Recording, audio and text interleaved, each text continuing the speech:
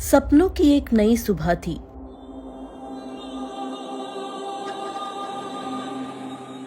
हाथों में मेहंदी की महक अब भी ताजा थी।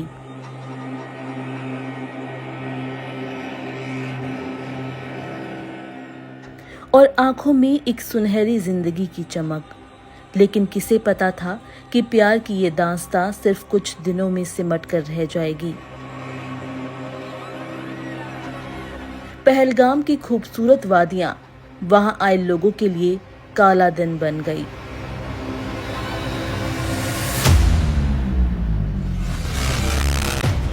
जब नव विवाहित लेफ्टिनेंट विनय कुमार आतंकियों की गोली का निशाना बन गए।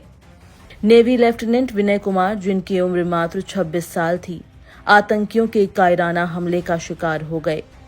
आपने आप बोले ना मुझे पर थी, क्या बोलते भेलपुरी खाने पे मेरा पति साइड में था, एक इंसान है उसने उसको गोली मार दी। यहाँ पे उसने बोला कि शायद मुस्लिम नहीं है, उसने उसको गोली मार दी। वे अभी कुछ ही दिन पहले 16 अप्रैल को गुरुग्राम की हिमांशी से मसूरी में विवाह के बंधन में बंधे थे।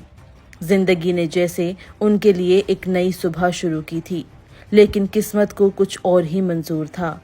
19 अप्रैल को उनका रिसेप्शन था और उसके बाद वे अपने हनीमून के लिए कश्मीर की ओर रवाना हुए थे। कौन जानता था कि ये खूबसूरत वादियां अचानक गोलियों की आवाजों से गूंज उठेगी। हिमांशी, जिन्होंने विनय के साथ पूरी जिंदगी जीने का सपना देखा था, उन्होंने आज विनय को खो दिया। गनीमत रही कि वे इस हमले में बाल बाल बच गई, लेकिन उनके मन में जो घाव हुआ है वो शायद जीवन भर ना भर सके। विनय के पिता राजेश कुमार पानीपत में जीएसटी कार्यालय में अधीक्षक हैं। अपने माता पिता के इकलौते बेटे विनय 3 साल पहले भारतीय नौसेना का हिस्सा बने थे। वे कोच्चि में तैनात थे और कुछ दिनों की वैवाहिक छुट्टी लेकर आए थे। वहीं हिमांशी दिल्ली यूनिवर्सिटी से पीएचडी कर रही हैं। उनके पिता हरियाणा सरकार में अधिकारी हैं। विनय का जन्मदिन 1 मई को आता है। घर में मिठाई बननी थी, मोमबत्तियां जलनी थी, लेकिन अब वहां मातम पसरा हुआ है।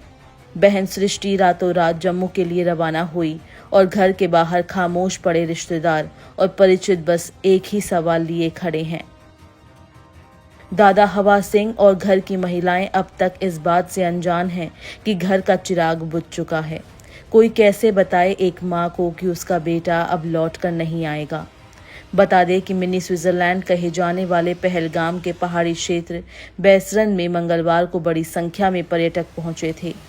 कुछ वहां बने रिजॉर्ट के ओपन रेस्टोरेंट में भोजन कर रहे थे और कुछ आसपास घूम रहे थे। ऐसे में वर्दी में 5 आतंकी पहुंचे। एक दरवाजे पर ठहर गया और 4 ने अंदर घुसकर गोलियां बरसानी शुरू कर दी। अचानक गोलियों की आवाज से वहां अफरा तफरी फैल गई। गोलियां चलाने वाले घूम घूम कर पर्यटकों के करीब जाते और उन्हें पास से ही गोली मार देते। घोड़े वाले और स्थानीय दुकानदार भी वहां से भाग गए। उधर गोली चलते पर्यटक यहाँ वहां भागने लगे और छिपने का प्रयास करने लगे, पर दूर दूर तक खुला मैदान होने से उनको छुपने की जगह नहीं मिली। ये क्षेत्र चारों ओर से जंगल से घिरा हुआ है और सुरक्षा बल का शिविर भी आसपास नहीं है। इस हमले के वक्त का मंजर बयां कर पाना बेहद मुश्किल है, लेकिन जो वीडियो सोशल मीडिया में वायरल हो रहे हैं उन्हें देखकर इस बात का अंदाजा लगाया जा सकता है कि दहशत ने किस कदर लोगों को हिला कर रख दिया है।